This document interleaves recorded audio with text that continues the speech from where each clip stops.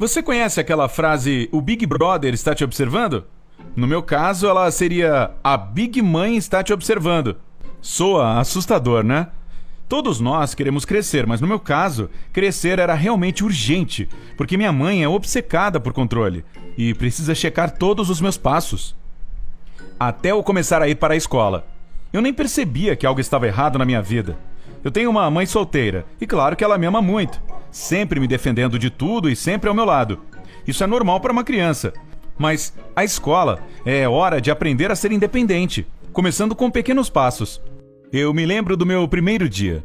Você sabe que muitas vezes acontece que as crianças começam a chorar quando são separadas dos seus pais pela primeira vez? Bem, houve lágrimas, mas quem chorou foi a minha mãe. Por favor, não vá, por favor! Puxa, isso foi embaraçoso. E, de repente, minha mãe queria controlar cada passo da minha vida. Todos os dias ela me buscava na escola, mas nós não nos afastávamos dali. Ela ia até meus professores e pedia uma atualização diária sobre o meu progresso.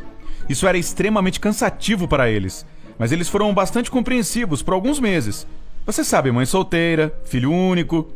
Porém, depois de um tempo, eles pediram para que ela parasse. Mesmo assim, ela aproveitou todas as chances que tinha para me controlar. Quando chegávamos da escola, enquanto eu fazia a minha lição de casa, ela ficava no meu quarto observando o meu processo. Meu quarto nem tinha uma porta. Pelo amor de Deus! Quando eu queria passear com as crianças do bairro, ela dizia: eu vou acompanhá-lo, mas não o incomodarei, não se preocupe. E ela só ficava lá, nos observando à distância.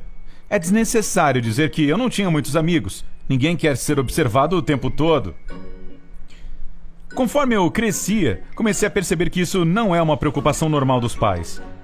Eu perguntei à minha mãe por que eu precisava ser constantemente observado e não obtinha nem ao menos um pouco de privacidade. Ela respondeu: por quê? Por acaso você tem segredos? O que precisaria esconder de mim? A pior parte era que agora eu estava no início da minha adolescência. Agora tinha a mídia social, meu smartphone, meu blog. Eu queria mantê-los em segredo, mas minha mãe conseguia encontrá-los todos. Pegava as senhas e controlava até as conversas. Foi tão inspirador quando cheguei em casa e ela começou a discutir uma conversa que tive com alguém no dia anterior. Eu tentei me rebelar, mudar as senhas e colocar uma porta no quarto, mas isso terminou com a minha mãe tendo um ataque histérico sobre o quão perigoso é o mundo, que está cheio de criminosos e pedófilos e que, quando eu crescesse, eu a entenderia. Como já estava com 14 anos, chegara a hora de ações drásticas. Eu entendi que era impossível argumentar com minha mãe e convencê-la a finalmente permitir que eu tivesse a minha vida. Então, eu mudei minhas táticas. Eu tive que desenvolver uma vida secreta porque, caso contrário, não teria conexões sociais além da minha mãe. Eu preciso dizer que isso exigiu algumas habilidades de James Bond. Toda vez inventando novas informações sobre onde eu estava passando o tempo, fornecendo histórias de capa, usando dispositivos secretos para me comunicar com as pessoas online. Durante vários meses, tudo ia mais do que bem. Minha mãe tinha certeza de que eu estava levando uma vida perfeita em casa e na escola. E eu estava curtindo a vida social, quase como qualquer outro adolescente.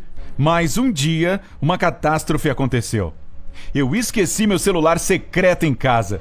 Minha mãe, claro, o encontrou, desbloqueou e leu tudo o que estava lá. Você não pode imaginar o que eu senti quando cheguei em casa.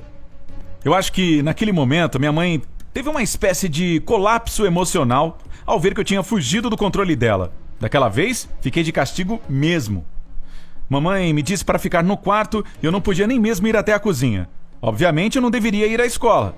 A mãe ligou para o orientador da escola e o informou que eu estava gravemente doente e perderia alguns meses de escola. Eu acho que ela não percebeu que a situação se tornou louca e muito perigosa. E ela estava se comportando como uma espécie de maníaco. Eu entendi que tinha que fazer alguma coisa. Chegou a hora de parar a rebelião e me comportar como um adulto. Pensei em uma possível solução. Tive muito tempo livre para pensar. Fui até minha mãe para convencê-la a procurar um psicólogo de família. Claro que primeiro ela disse não, mas eu insisti, porque eu não via nenhuma outra solução e também porque essa era a única maneira de eu sair de casa. No final, ela teve que concordar, mesmo que fosse apenas para me calar. Aconteceu que era a coisa de que nós dois precisávamos desesperadamente.